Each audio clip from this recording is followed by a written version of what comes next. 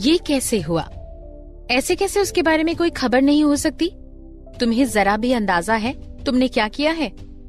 दादी माँ study table पर हाथ पटकते हुए संजय को कहने लगी। इन सवालों से उस रूम का माहौल काफी अजीब हो गया था। मुझे सच बताओ, क्या तुमने उस बच्ची की जिम्मेदारी लेने से मना कर दिया था, इसलिए उन्होंने गुस्से में उसे इस तरह हमारे पास भेज दिया? संजय के चेहरे पर उदासी दिखने लगी। मैंने आज तक किसी लड़की को टच भी नहीं किया है। शुरुआत में उसे लगने लगा था कि अनन्या उसकी सगी बेटी नहीं है। उसके बाद उसने ये भी सोचा कि ये उसके दुश्मनों की कोई नई चाल है। अगर वो इंतजार करेगा तो अनन्या की माँ खुद ब खुद सामने आ जाएगी। लेकिन 2 साल होने को आए थे, एग्जैक्टली 2 साल, लेकिन अब तक अनन्या की माँ का कोई पता नहीं लग पाया था। ऐसा लग रहा था मानो उन्होंने अनन्या को इसलिए मित्तल खानदान में भेजा था ताकि वो अपनी फैमिली को जान पाए। मैंने टच नहीं किया। सब आदमी एक जैसे ही बोलते हैं, लेकिन आखिर में एक बच्ची है तुम्हारी। दादी माँ अपना चेहरा दूसरी ओर करते हुए कहने लगी। दादी माँ की बात सुनकर संजय को ख्याल आया कि उसके नाना ने भी सेम यही बात कही थी। जब उसके नाजायज अंकल अचानक से उनकी फैमिली में आ गए थे, वो किसी सोच में पड़ गया। वो आगे बढ़ा और उसने दादी माँ को गले लगा लिया। दादी माँ, मैं इस मामले की अच्छे से जांच पड़ताल कर रहा हूँ। मैं जल्दी इसके बारे में कुछ पता लगा लूंगा। लेकिन अगर अनन्या की माँ का कुछ पता नहीं लग पाया तो क्या तुम अनन्या को हमेशा के लिए बिना माँ के रहने दोगे? और तुम्हारी शादी? दादी माँ ने झट से टॉपिक चेंज करते हुए अपने हमेशा के टॉपिक पर आ गई। मुझे लगता है अर्पिता इतनी भी बुरी नहीं है। वो सुंदर है और संस्कारी भी। तुम्हारी किस्मत अच्छी है। और सबसे बड़ी बात कि अनन्या उसे पसंद करती है। तुमने देखा नहीं, पर अभी मैं जब ऊपर आ रही थी तो वो हॉल में बैठकर उसके साथ कोई गेम खेल रही थी। मैंने इतने दिनों बाद अपनी अनन्या को इतना खुलकर हंसते हुए देखा है। दादी माँ के चेहरे पर वो सोचकर स्माइल आ गई। संजय दादी माँ की बात ध्यान से सुन रहा था, लेकिन उसने दादी माँ को नहीं बताया था कि उसने वो सब कुछ देखा था जो वो उसे बता रही थी।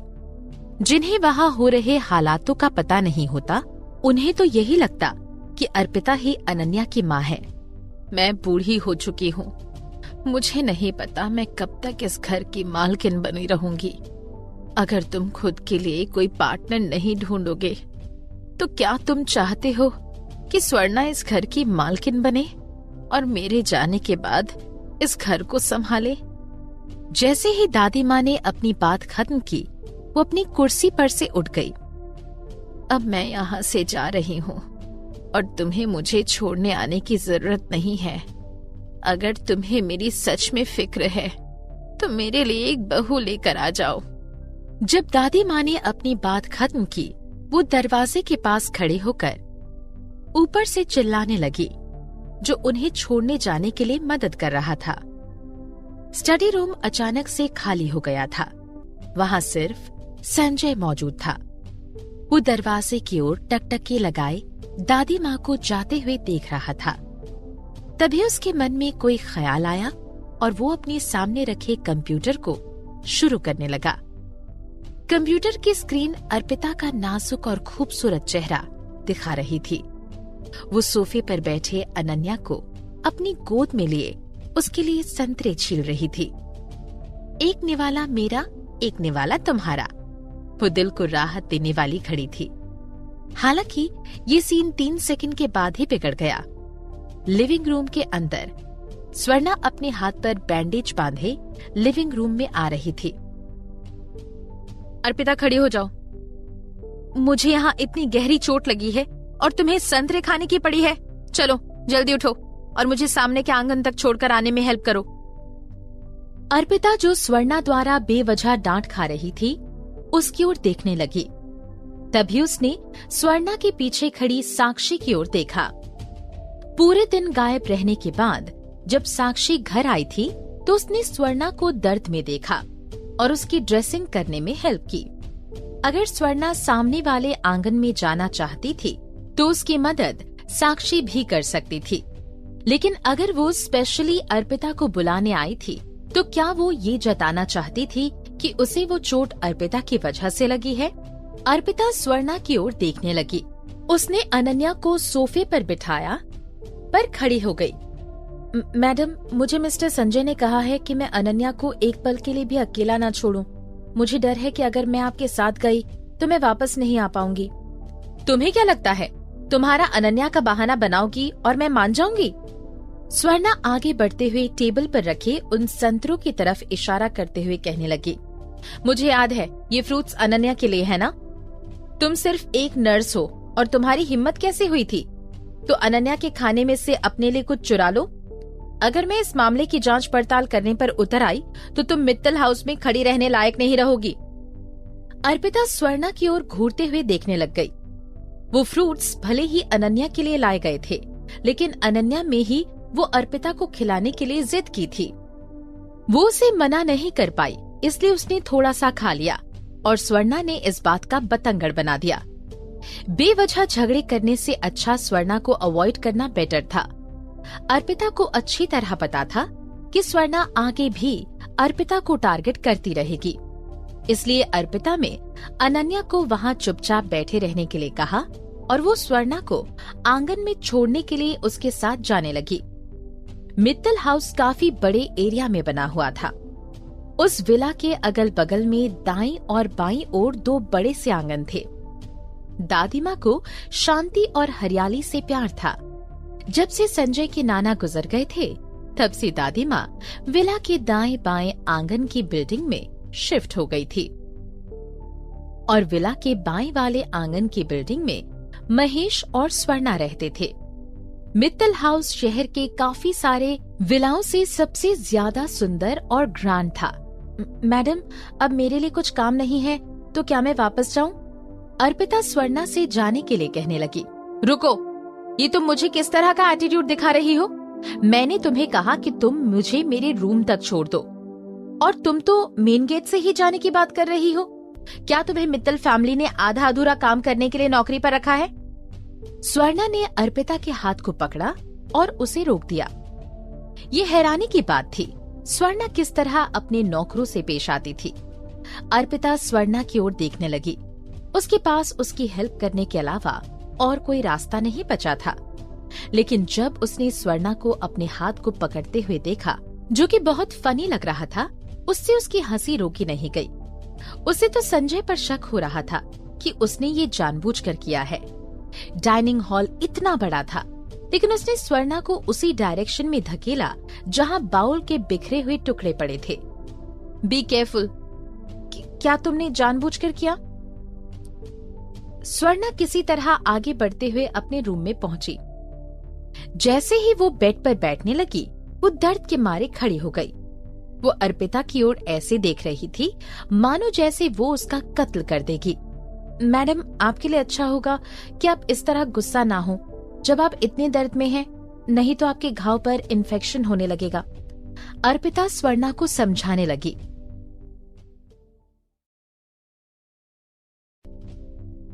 अब क्या करोगी? ओके। अनएक्सपेक्टेडली अर्पिता स्वर्णा की बातों को सुनकर हंसने लगी। तो ये ख्याल तो उसका बार बार परेशान कर रहा था। अर्पिता पीछे मुड़ी और रूम से चली गई। मैडम, आपका पानी। अर्पिता ने गर्म पानी का ग्लास उसके बेड के पास रखे टेबल पर रख दिया। बिना कुछ सोचे समझे स्वर्णा गर्म पानी के गिलास को उठाने लगी। जैसे ही उसने वो गर्म पानी के ग्लास को टच किया, वो जोर से चीख पड़ी। आउच! उसने जल्दी से अपने हाथ को उस गर्म पानी के गिलास से निकाला और बेड से उठ खड़ी हुई। उसने अपने हाथ की चोट को सहलाया और वापस बेड पर बैठी। गुस्से में स्वर्णा को वो गर्म पानी अर्पिता के ऊपर फेंकने का मन हो रहा था, लेकिन उसे ध्यान आया कि अर्पिता बेड से कुछ ज्यादा ही दूर खड़ी थी। वो उतने डिस्टेंस से उस पर पानी फेंक नहीं सकती थी। मैडम, क्या हुआ आपको? मेरी तरफ देखिए। एक बार आप मुझ पर गर्म सूप फेंक चुकी हैं, इसलिए मैंने इस बार पहले ही आपको कोई भी चीज पकड़ाने से पहले डिस्टेंस मेंटेन कर लिया था। अर्पिता स्वर्णा से कहने लगी। स्वर्णा को अर्पिता की इस बात पर काफी गुस्सा आने लगा। वो अब अर्पिता को नहीं बख्शने वाली थी। स्वर्णा अर्पिता को सुनकर गुस्से में अपने दांत चबाने लगी। हालांकि उसे फिर से अर्पिता को ऑर्डर देने का मन कर रहा था, लेकिन उसे डर भी था कि वो फिर से कोई ना कोई मुश्किल खड़ी कर देगी। लेकिन वो उसे इतनी आसानी से छोड़ने वालों में से नहीं थी। मैडम, आपने जो हेयर क्लिप मंगवाया था वो आ चुका है। स्वर्णा के घर का नौकर हाथ में एक कुरियर लिए रूम में आया। अर्पिता किसी और नौकर को देखकर वहां से जाने के लिए मुड़ी, लेकिन उसी वक्त स्वर्णा अर्पिता की ओर इशारा करते हुए बोली, अर्पिता, उसे यहाँ लेकर आओ। अर्पिता के कदम बीच में ही रुक गए। अब वो अपना पेशेंस खोने की कगार पर आ चुकी थी। अगर स्वर्णा अपनी हरकतों से बाज नहीं आ सकती थी, तो अर्पिता भी स्वर्णा से रूड हो सकती थी। अर्पिता नौकर के पास गई, उससे वो बॉक्स लिया और जाकर स्वर्णा को दे दिया। ये लीजिए मैडम, आपके हेयर क्लिप। क्या तुम पागल हो? क्या तुम्हें दिख नहीं रहा कि मुझे हाथ पर चोट लगी है? मैं इधर उधर हूँ, मूवमेंट नहीं कर सकती। इसको खोलो और मुझे देखने दो। स्वर्णा काफी परेशान दिखाई दे रही थी। ऐसा लग रहा था मानो उसे खुद से ज्यादा उस हेयर क्लिप की चिंता थी। बी केयरफुल, ये एक डायमंड की क्लिप है। अगर ये टूट गई तो तुम कभी इसकी भरपाई नहीं कर पाओगी। अर्पिता अच्छी तरीके से समझ गई थी, वो काफी महंगी थी। जाहिर था कि स्वर्णा को उसकी इतनी चिंता हो रही थी। अर्पिता ने उस बॉक्स को हाथ में दिया और उसे खोलने लगी। उस बॉक्स के अंदर एक बहुत खूबसूरत और महंगी हेयर क्लिप दिखाई दे रही थी। जब सूरज की किरणें उस डायमंड की हेयर क्लिप पर पड़ रही थी, तो वो पूरे रूम को जगमगा रही थी। उसे बाहर निकालो और मेरे बालों पर लगाओ। स्वर्णा ने एक नजर उस क्लिप की ओर देखा। वो उठकर उस क्लिप को खुद पहनना चाहती थी, लेकिन अपनी चोट देखकर वो अर्पिता से कहने लगी। अर्पिता उसे घूरने लगी और अपनी जगह खड़ी रही। वो वहाँ टाइम नहीं वेस्ट करना चाहती थी। उसे जाकर अनन्या की ड्रेसिंग भी चेंज करनी थी। तुम ये हेयर क्लिप मेरे बालों में लगाने के बाद जा सकती हो। स्वर्णा को नजर आ गया था कि वो क्या सोच रही थी, क्योंकि वो ये चीज उसे चिल्लाते हुए बोली। जब उसने ये सुना, उसके चेहरे पर एक हल्की सी स्माइल आ गई। अर्पिता ने बॉक्स से वो हेयर क्लिप निकाली और स्वर्णा के बालों में लगाने लगी। हो गया मैडम, अब मैं आपको और डिस्टर्ब नहीं करूंगी। अर्पिता एक कदम पीछे लेते हुए बोली।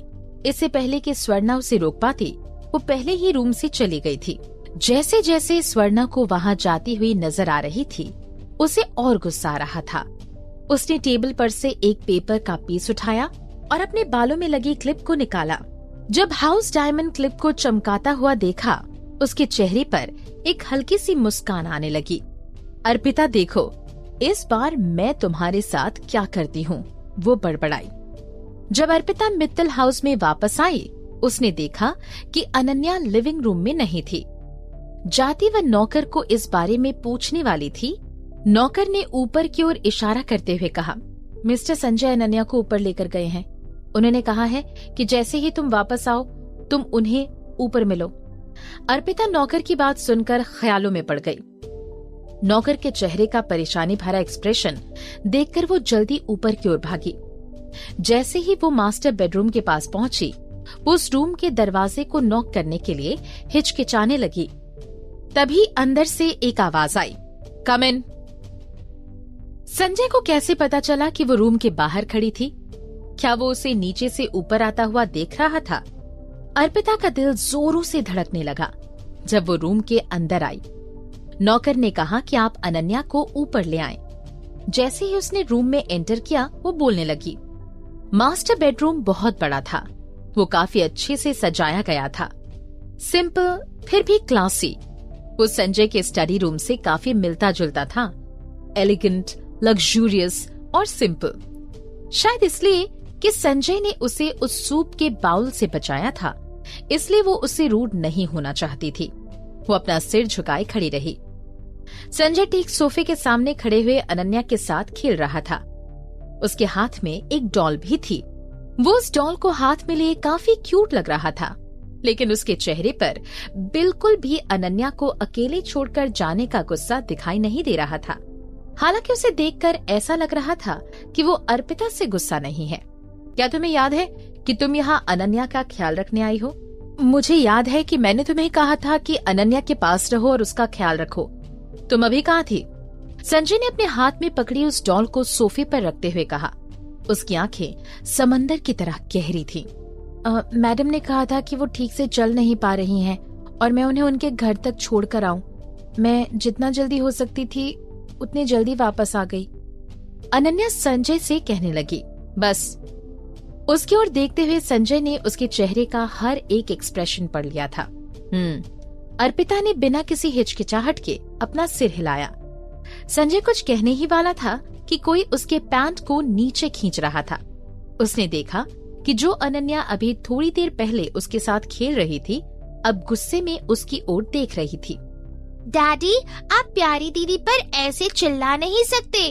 अनन्या प्यारी दीदी से सबसे ज्यादा प्यार करती है। क्या संजय नहीं था जिससे वो सबसे ज्यादा प्यार करती है? वो अर्पिता को कब से जानती थी और वो उससे अब सबसे ज्यादा प्यार करने लगी थी। संजय किसी सोच में पड़ गया। अनन्या जो कुछ देर पहले उसकी पैंट खींच रही थी, अब अर्पिता के पास जाकर उसे गोद में लेने के लिए कह रही थी। संजय उन्हें घूरने लगा। उसे ऐसा क्यों लग रहा था कि वो अब अनन्या का फेवरेट नहीं था? मिस्टर संजय, क्या मैं अब अनन्या की ड्रेसिंग चेंज कर दूं? अर्पिता अनन्या को गोद में लेते हुए संजय से पूछने लगी। अचानक से अर्पिता संजय के साथ अच्छे से बिहेव कर रही थी। संजय ये समझ नहीं पा रहा था। उसने अर्पिता की ओर अच्छे से देखा। वो काफी अच्छे मूड में लग रही थी और उसे देखकर लग रहा था कि स्वर्णा ने उसे परेशान नहीं किया है। उसे दिल में अजीब सी राहत महसूस होने लगी। अपने इस अजीब बिहेवियर को देख उसे और भी अजीब फील होने लगा। ठीक है, चेंज कर दो। वो अर्पिता को बोलते हुए सोफे पर बैठ गया। उसे सोफे पर बैठे हुए देख ऐसा लग रहा था कि वो अब अर्पिता को अनन्या की ड्रेसिंग चेंज करते हुए जज करने वाला था। अर्पिता काफी सरप्राइज थी। वो जैसे ही अपने ख्यालों से बाहर आई, वो मेडिकल किट को ढूंढने लगी। अनन्या काफी अच्छे से बिहेव कर रही थी, जो कि उसका खेलने का समय डिस्टर्ब हो रहा था, फिर भी वो किसी को परेशान नहीं कर रही थी। वो अर्पिता की गोद में जाकर बैठ गई, अपना जख्मी कंधा आगे बढ़ाते हुए उसे ड्रेसिंग चेंज करने के लिए कहने लगी।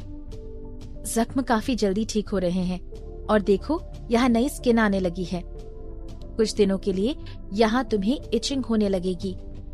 तुम बिल्कुल भी यहाँ खुजली मत करना, समझी तुम? अर्पिता अनन्या को गालों को खींचते हुए समझाने लगी। अनन्या अर्पिता की गोद से उठते हुए उसने अर्पिता से सवाल पूछा। प्यारी दीदी, आपको क्या लगता है, क्या मेरे डैडी हैंडसम है? बड़ी दादी माँ कहती है मेरे डैडी को बहुत सारे लोग पसंद करते हैं। Do you like my daddy? क्या वो उसे पसंद करती थी? अर्पिता अनन्या का सवाल सुनकर दंग रह गई थी। उसकी नजरें जल्द ही संजय की ओर देखने लगी। जब उसकी नजरें संजय की गहरी आंखों से मिली, उसका गला सूखने लगा। संजय के सामने ही ये पूछना कि वो उसे पसंद करती है या नहीं, ये सोचकर उसे काफी ऑकवर्ड फील हो रहा था। क्या होगा अगर उसने कह दिया कि उसे वो नहीं पसंद है? क्या वो ये सोचेगा कि वो हैंडसम नहीं है, या वो सच में उसका कत्ल कर देगा? हालांकि अगर वो कह भी दे कि उसे संजय पसंद है, क्या वो ये नहीं सोचेगा कि बाकी सभी लड़कियों की तरह वो भी उसके करीब आने की कोशिश कर रही है? अनन्या ने सच में उससे काफी डिफिकल्ट क्वेश्चन पूछ लिया था। उस सवाल का कोई भी सही जवाब नहीं था। संजय अर्पिता की ओर देखने लगा। अर्पिता काफी कंफ्यूज नजर आ रही थी कि वो अनन्या के सवाल का क्या जवाब दे। जब उसने पहली बार अनन्या के सवाल को सुना, उसने उसे सीरियसली नहीं लिया। फिर भी पता नहीं क्यों अर्पिता के चेहरे का एक्सप्रेशन देखकर उसे अजीब लगने लगा। हालांकि उसे नहीं पता था कि वो अर्पिता से क्या जवाब एक्सपेक्ट कर रहा था। ऐसा लग रहा था मानो उस रूम में हवा ठहर गई हो। बॉस, स्वर्णा मैडम आपसे मिलना चाहती हैं। उन्होंने कहा है कि वो आपसे किसी मामले के बारे में अर्जेंट बात करना चाहती हैं। नौकर रूम के बाहर से संजय को कहने लगा। अर्पिता ने राहत की सांस लेते हुए अनन्या को गोद में उठाया। मैं अनन्या को उसके रूम में लेकर जाती हूँ। वो उस रूम से जाने वाली थी कि नौकर उसके रास्ते में खड़ा हो गया। अर्पिता मैडम तुमसे भी मिलना चाहती हैं, नीचे लिविंग रूम में। स्वर्णा जो कि अभी कुछ देर पहले ही वहाँ से गई थी, अब आकर लिविंग रूम में उस बड़े से लग्जूरियस लेदर के सोफे पर बैठी हुई थी। उसने जैसे ही संजय को नीचे आता हुआ देखा, वो सोफे से उठ खड़ी हुई। अपनी आंखों से कुछ आंसू निकालते हुए वो संजय की ओर भागी। संजय, तुम्हारी दादी माँ तो बूढ़ी है, इसलिए मैं उन्हें परेशान नहीं करना चाहती थी, लेकिन तुम्हें मुझे इस मामले को सुलझाने में हेल्प करनी होगी। स्वर्णा संजय को कुछ कहने का मौका दिए बिना उसके पीछे खड़ी अर्पिता की ओर उंगली दिखाने लगी। अर्पिता, तुम्हारी हिम्मत कैसे हुई मित्तल परिवार से कुछ चुराने की? चोरी? क्या चुराया था अर्पिता ने? अर्पिता कंफ्यूज होकर स्वर्णा की ओर देखने लगी। ऐसा कतई मत सोचना कि तुम मना कर दोगी और हम लोग मान जाएंगे। जब मेरी डायमंड क्लिप की डिलीवरी हुई, सिर्फ तुम ही मेरे रूम में थी ना। अगर चोरी तुमने नहीं की तो और कौन कर सकता है? स्वर्णा आगे बढ़ी और उसका हाथ पकड़ते हुए कहने लगी, मैंने नहीं की। अर्पिता अपना हाथ छुड़ाते हुए कहने लगी। जैसे ही वो कुछ कहने वाली थी, स्वर्णा उसे रोकने लगी। अगर तुम ये कह रही हो कि तुमने चोरी नहीं की, तो क्या तुम मुझे खुद की तलाशी करने दोगी? अर्पिता ने कभी सोचा भी नहीं होगा कि स्वर्णा बदला लेने के लिए उसके खिलाफ चोरी की साजिश रचेगी। उसे पता था कि वो डायमंड क्लिप अर्पिता के पास नहीं है, फिर भी उसने उसकी तलाशी लेने के लिए कहा। अर्पिता ने बिना कुछ कहे आगे बढ़कर स्वर्णा को उसकी तलाशी लेने के लिए हाँ कर दिया। बॉस मैडम, अर्पिता के पास कोई भी हेयर क्लिप नहीं है, डायमंड क्लिप तो बिल्कुल भी नहीं। अर्पिता की तलाशी करने वाली सर्वेंट संजय और स्वर्णा को बताने लगी। क्या अब मैं निर्दोष साबित हो चुकी हूँ? अर्पिता स्वर्णा की ओर देखते हुए कहने लगी। किसने कहा कि चोरी करने के बाद तुम उस क्लिप को अपने पास ही रखोगी? शायद तुमने उसे कहीं और छुपा कर रखा हो। जैसे ही स्वर्णा ने अपनी बात खत्म की, अर्पिता के रूम से दूसरी सर्वेंट बाहर आई। मैडम, आपकी डायमंड क्लिप मिल गई है, ये अर्पिता के रूम में उसकी जैकेट में थी। वो सुनते ही स्वर्णा का चेहरा खिल उठा। कदम बढ़ाते हुए वो कहने लगी, इस बार तुम्हें रंगे हाथों पकड़ी गई हो, देखते हैं अब तुम्हें क्या कहना है। वो पीछे मुड़ी और संजय की ओर देखते हुए कहने लगी, संजय, तुम अर्पिता जैसे बेईमान लोगों को मित्तल हाउस में नहीं रख सकते हो। जब संजय ऊपर से नीचे आया, वो काफी चिढ़ा हुआ नजर आ रहा था। उसके दिमाग में अभी भी यही चल रहा था कि अर्पिता अनन्या के सवाल का क्या जवाब देती, लेकिन आखिर में अर्पिता के जवाब को सुनने के पहले ही स्वर्णा ने आकर उनकी बात को टोक दिया। इस समय उसकी आंखें आग की तरह जल रही थी। वो अर्पिता की ओर मुड़ा, लेकिन कुछ कहने के लिए नहीं। अगर वो अपनी बेगुनाही साबित करना चाहती है तो वो संजय से खुद हेल्प मांगेगी। उसे लगा कि अर्पिता उस पर लगे चोरी के इल्जाम से डर जाएगी, लेकिन उसकी आंखों में सिर्फ जिद नजर आ रही थी। भले ही वो क्लिप मेरे रूम में मिली हो, लेकिन उससे ये साबित नहीं होता कि चोरी मैंने की है। मुझे अच्छे से याद है कि जब मैं आपके घर से वापस आई तो मुझे नौकर ने तुरंत ऊपर जाने के लिए कह दिया था। मैं यहाँ पूरा समय मिस्टर संजय के रूम में थी और कहीं नहीं गई। नौकर और मिस्टर संजय दोनों इस बात के गवाह हैं। अर्पिता स्वर्णा की ओर देखते हुए कॉन्फिडेंस के साथ कहने लगी, देखो, तुम इतना सब कुछ होने के बाद भी बहाने बना रही हो। संजय को भनक भी नहीं थी कि संजय इस मामले में शामिल होगा। संजय का नाम सुनकर पैनिक होने लगी। हालांकि उसे इस बात का पहले से ही पता था, इसलिए उसने खुद को शांत किया। तो तुमने कहा कि नौकर ने तुम्हें कहा कि तुम जैसे ही लौटो ऊपर चली जाओ, लेकिन जब नौकरों ने तुमसे कहा तो किसे पता था कि तुम पहली बार मित्तल हाउस में आ रही हो? क्या पता तुमने घर में आने से पहले ही क्लिप को छुपाकर आने की एक्टिंग की हो? स्वर्णा गुस्से में अर्पिता से कहने लगी, नौकर तुम बताओ, क्या तुम इस बात की गारंटी दे सकते हो कि जब तुमने उससे कहा कि वो ऊपर चली जाए तब वो पहली बार घर में आ रही थी? ये नौकर स्वर्णा की बात सुनकर हक्का बक्का रह गया था और उसे कुछ समझ में नहीं आ रहा था कि वो आगे क्या कहे। वो संजय की ओर देखने लगा कि उसे संजय कोई इशारा करेगा कि वो आगे क्या करे, लेकिन संजय ने ऐसा कुछ नहीं किया। वो सिर्फ सच बोल सकता था और वो कहने लगा, विला के एंट्रेंस पर सीसीटीवी लगा हुआ है, हम उसे चेक करके पता लगा सकते हैं कि अर्पिता ने वो क्लिप चुराई भी है कि नहीं। क्या तुम्हें सीसीटीवी ये बता सकता है कि उसने वो क्लिप अपने जैकेट में रखकर रूम के बाहर वाली खिड़की से अंदर फेंक दी हो? स्वर्णा अपने हाथों की घड़ी किए नौकर से कहने लगी, क्या अर्पिता ने तुम्हें उसका साथ देने के लिए खरीदा हुआ है? नौकर शॉक में आकर कहने लगा, बिल्कुल नहीं मैडम। Don't dare. स्वर्णा नौकर की ओर देखने लगी, जो कि अब कुछ नहीं कह पा रहा था। अर्पिता की ओर देखकर उसे सैटिस्फैक्शन महसूस हो रहा था। तुम और क्या कहना चाहती हो? तो आपके कहने का ये मतलब है कि क्लिप मेरे रूम से मिली है तो मैं चोर हूँ? अर्पिता अपने पैंट के जेब में हाथ डालते हुए स्वर्णा से पूछने लगी। वो काफी सिंपल हरकत थी, लेकिन उसकी हर हरकत देखने में सुकून भरी थी। स्वर्णा के चेहरे पर गुस्सा साफ नजर आ रहा था। अगर अर्पिता मित्तल हाउस में रहना कंटिन्यू करती तो उसे डर था कि वो उसके प्लान खराब कर सकती थी। अगर तुम नहीं तो और कौन हो सकता है? जब अर्पिता ने उसे सुना, वो कहने लगी, मैडम के हिसाब से मैं भी और कह सकती हूँ कि मैडम ने किसी को मेरे रूम में छानबीन करने के लिए भेजा और मेरे खिलाफ मेरे जैकेट में वो क्लिप रखवा दी। आफ्टर ऑल सीसीटीवी में कैद हुए हर चीज सच नहीं होती। तुम? स्वर्णा पलटकर संजय की ओर देखने लगी। वो कुछ कह नहीं रहा था, लेकिन उसकी नजर से साफ पता चल रहा था कि उससे सब्र का बांध कभी भी टूट सकता है। इस मामले का सुलझना बहुत जरूरी था। आपको सबूत चाहिए, राइट? फाइन, मैं आपको सबूत दूंगी। हमें बस इस हेयर क्लिप को फिंगरप्रिंट टेस्टिंग के लिए भेजना होगा, फिर सच खुद ब खुद सबके सामने आ जाएगा। जब स्वर्णा ने ये बात कही, अर्पिता कैसे सोच में पड़ गई। उसे याद आया कि उसने स्वर्णा के बालों में हेयर क्लिप लगाने में उसकी हेल्प की थी। जैसे ही वो अपने ख्यालों से बाहर आई, उसने देखा कि स्वर्णा ने नौकर को बोलकर हेयर क्लिप की टेस्टिंग करवाने भेज दिया है। आपको टेस्टिंग करवाने की कोई जरूरत नहीं है, मैंने पहले उस हेयर क्लिप को हाथ लगाया था। Fake girlfriend. गाना गाते वक्त हीर को जब आरव ने सबके सामने किस किया तो सब हैरान रह गए, क्योंकि आरव सिंघानिया टेक्सटाइल्स इंडस्ट्रीज का इकलौता वारिस था और सबकी नजर उसी पर रहती थी। Aarav, everyone, she is my girlfriend Heer.